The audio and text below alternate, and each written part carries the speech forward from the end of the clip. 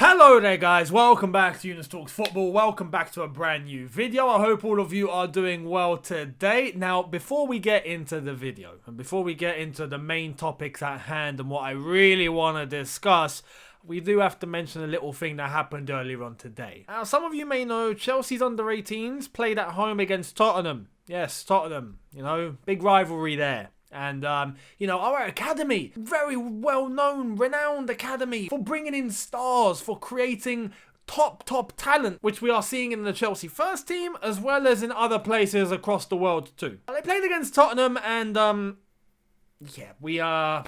Now, I want you guys to keep this on a down low, yeah? And I know that I'm doing a video and I'm mentioning it, and that's because I trust you, yeah? It's because I trust you. I want to keep you informed, but I trust you to keep this one low. Don't tell anyone. Not like the Chelsea admin on Twitter. I just kept tweeting about it like it was something to be proud of. Like, no, admin, what are you doing?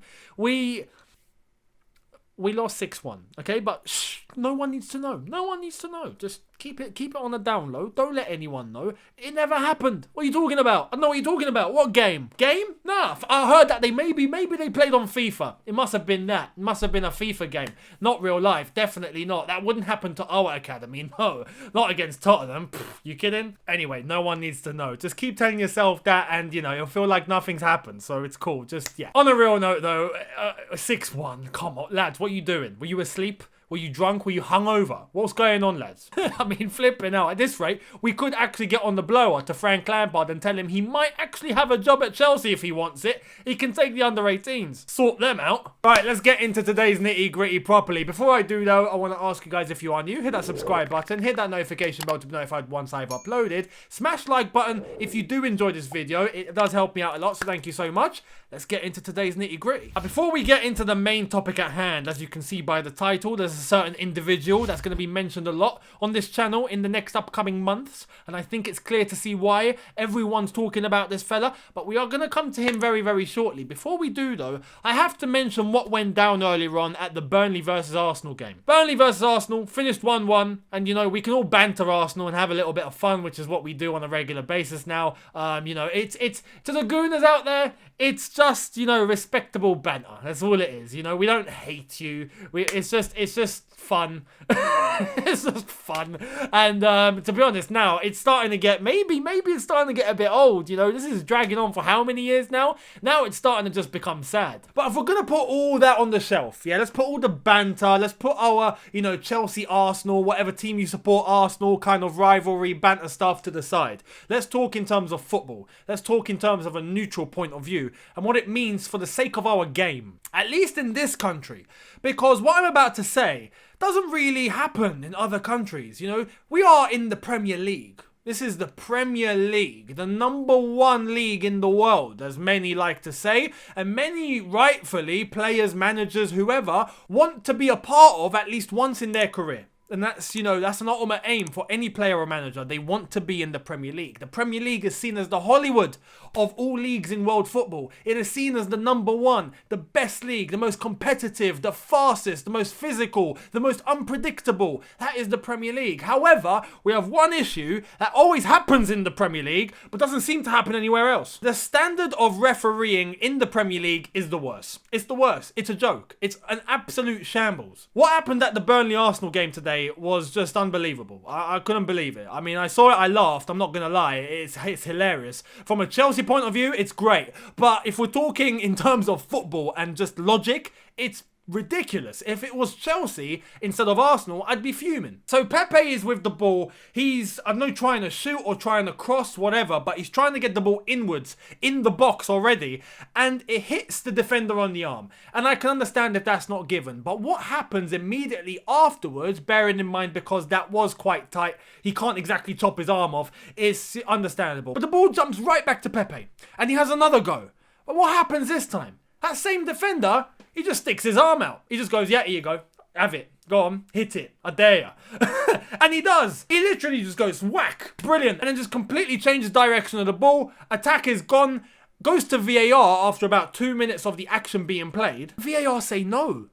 VAR turn around and say no penalty, no offence was made. And we're all like, hang on, what? Who is in VAR and what has he been smoking? Because that is honestly what I have to ask. That is the only logical explanation as to why no handball was given. The guy was high. Surely it has to be that. I honestly cannot understand. And it's crazy for what is meant to be the best league in the world. The standard is high. The players have a standard. The managers have a standard. The TV companies have a standard. Everyone has a standard except the referees. I've seen better refereeing in pub football. I have honestly seen Sunday League referees perform on a better level than many of these Premier League referees. Premier League referees. Now, if you're saying don't blame the ref, blame VAR, they are referees. That's what I'm saying. The standard of refereeing as a whole, even including who is in the VAR box, because they are referees, they are officials. You go and look at who is making these decisions, it's a joke. VAR was brought in to eliminate human error. What is happening is there's more human error